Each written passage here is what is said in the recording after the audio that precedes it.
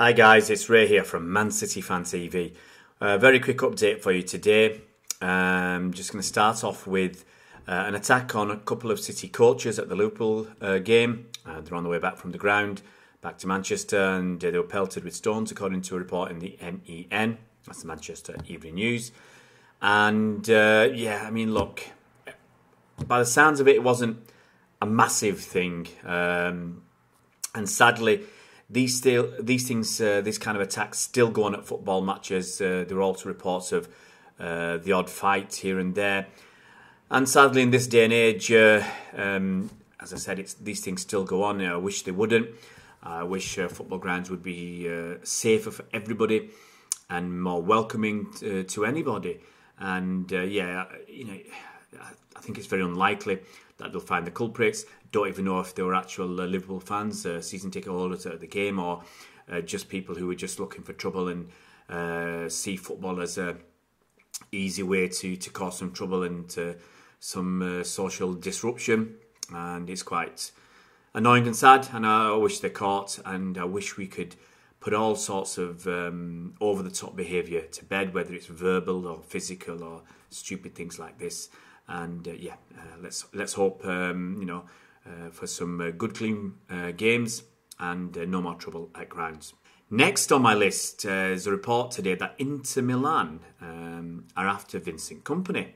Now, Vincent's 32 years old. He's in the last year of his current contract. It expires at the end of the season. And apparently he's not been offered a new contract yet. Now, I mean, Vincent's been here 10 years. And I think there's no way that he wants to leave. But he's going to have to weigh it up, you know, getting towards the end of the season, I think after Christmas, January, February time, and see how much game time he's actually getting and really where his mind is at. Because all injuries aside, he's you know, he's 32, still young enough, 33, maybe at the end of the season or whatever. He's still probably got a year or two, a decent level of football in him. And it's just whether he's going to decide whether he's happy to be a bit part player at City, or he wants to go and have one or two more good years somewhere else. I can see him coming back to Manchester City, even if he goes away in a coaching capacity or some sort of capacity at the club. He's I think I said in a previous video, he was born in Belgium, but he's been made in Manchester, and he feels like he's a Mancunian. His wife is a Mancunian, his kids are Mancunians, and he's been here that long. He's one of us, really, and that's how we feel, and I think that's how he feels as well. So I think he's going to stay here long term, living in the area, and it's just whether he decides to keep going in this bit, as I said, bit part fashion, and just be this figurehead captain for the club, but not playing games. We can see the future. I think you could see it on Sunday, and as most people seem to feel the future is Stones and Laporte. I saw a survey on Twitter looking at which centre-back pairings would be the best going forwards, which is our best pair for City. And I think 82% voted for Stones and Laporte. I think the next best was Horses for Courses.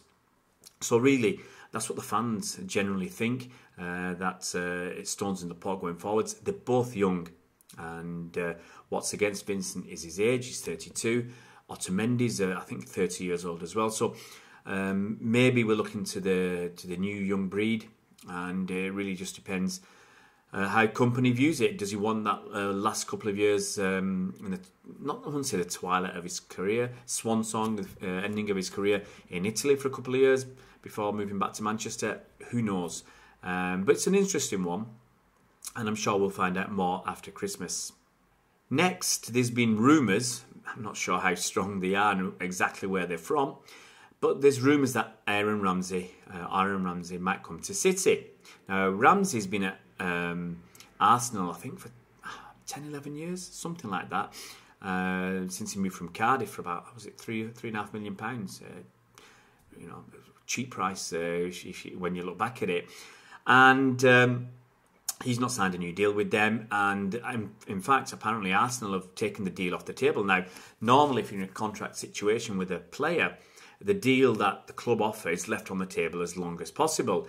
And this seems quite unusual that Arsenal have actually said, actually, we're taking the deal away, that's it. There's nothing else to offer you. And the deal that we offered, you can't have it anymore.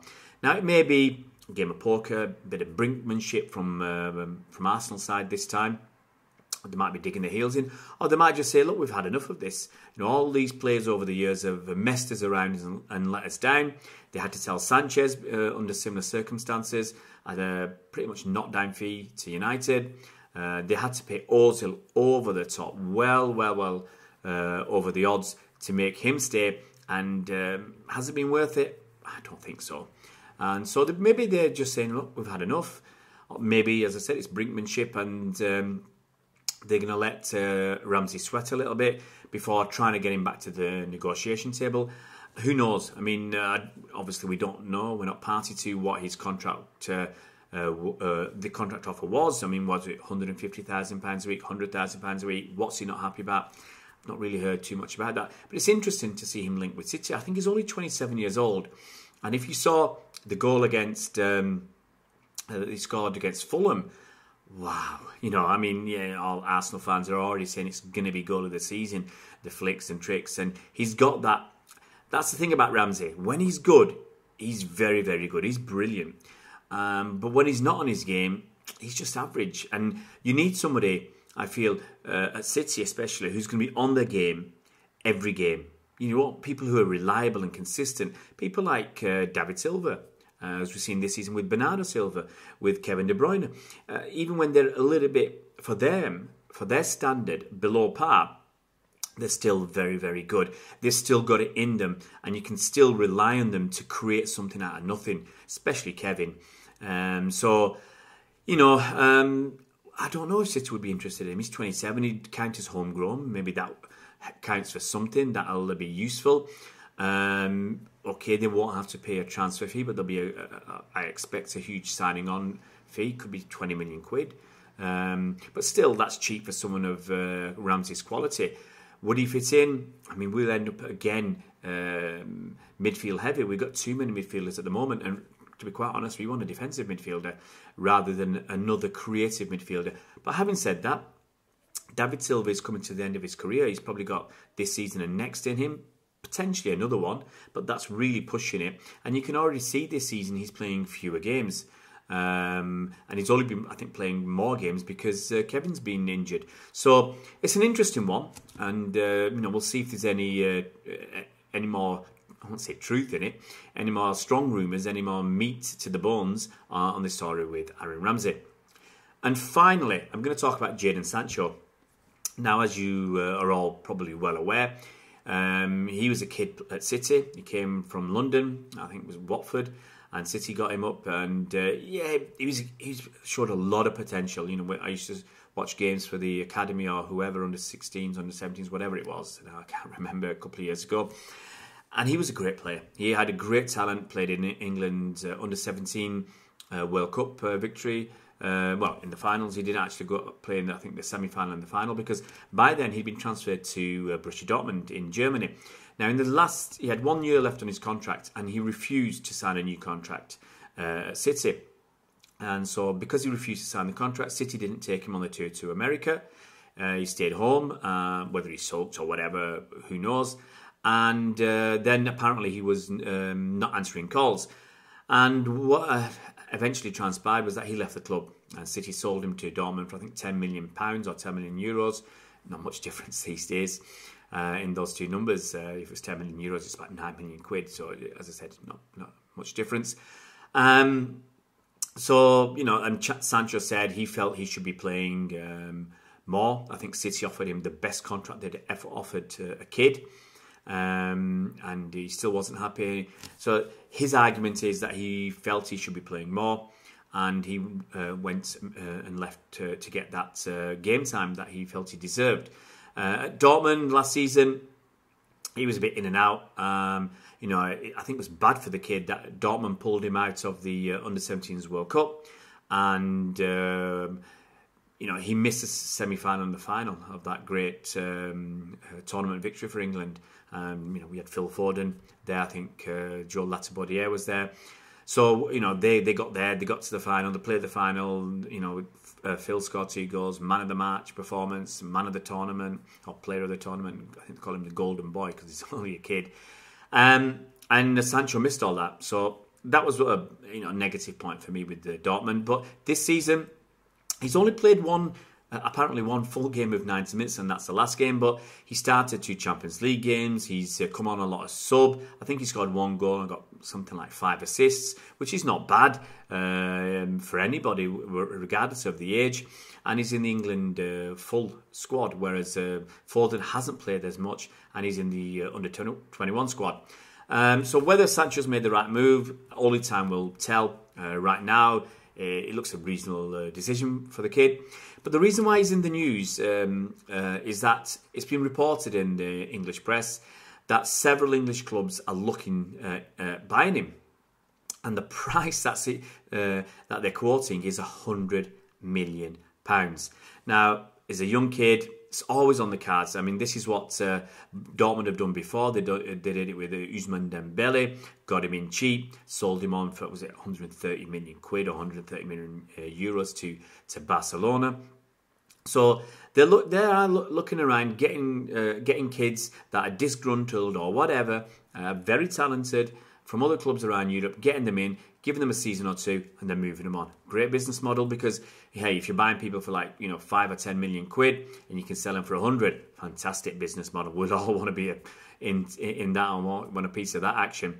So, but what really interests me is the revelation, apparently by the MEN, Manchester Evening News again, that City have a buyback clause and a sell-on clause for Sancho. Now, the sell-on clause, yeah, I mean, I can get that. I can understand that. We actually have buyback and sell-on clauses with a lot of the kids that we're selling recently. With Kelechi Iheanacho, we sold to Leicester, not this summer, the summer before, for 25 million quid, and apparently the buyback amount is 50 million pounds for Kelechi. We've done the same with Maffeo, Angelino. We sold a couple of other kids as well recently in the last year or 2. And we've probably got clauses on them as well. I just can't see us not doing that now. We've got a bit savvy. We've let opportunities go in the past where we've let kids go. You can look at someone like Ben Mee playing at Burnley now. Kieran Trippier was a City boy. They're worth a lot more now than when we let them go, obviously. So we've missed out on opportunities there to get a bit of cash. And I think we're being very sensible, and it's the right business decision to do, is to have buyback and sell-on clauses. I'd be surprised, I mean, given the apparent acrimony when Jadon Sancho left, whether he'd actually come back to City. But, if he sold on, maybe we have first option, but would he come back? I mean, it's like Pogba going back to United, and obviously what a disaster he's been there. I'm not sure Sancho would come back to City. Given the way he left. But if he sold on and we get 15% of a future fee, that's obviously a bit of cash for City. It's not as good or the same as having the player, but that's just where we are. That's just how it is. Sancho's gone. But it's very interesting that City are doing the right thing currently with these buyback and selling clauses. I'll be interested to see what happens with Sancho. Obviously, I'll be very interested to see how he plays for England. He's going to do a press conference, I think, tomorrow. Very keen to see what he's got to say. And I'm sure there'll be questions about City. I hope there are more questions about what he's doing now and going forwards and playing for England, rather than looking back to that, as I said, somewhat acrimonious split from City. We want to look forwards. We don't want to look backwards. There you go. That's today's roundup of City news. If you've got any comments, please pop them down below in the comment section. Keep them clean. We want your opinions. We value your opinions, but we don't want abusive players, abusive opposition teams and stuff like that. There's a line, and I think we all generally know where that line is. And please, guys, don't go over the line. Just keep it as clean as possible. And it's very rare that we have to remove comments. But if you are going to cross the line to verbal abuse, racist abuse, or anything like that, I'm sorry, you'll be removed and more than likely blocked from the channel. So keep it clean, keep your comments coming in. If you haven't already subscribed, just click the red button and subscribe to the channel. Hit the bell icon to be notified of future videos. And just keep on watching our content. We're still going to be putting out 1 or 2 videos every single day during the international break. Andy, whilst he's over in Bulgaria, he's still doing his stuff. And I'll be doing my stuff back in Manchester. See you around, Blues.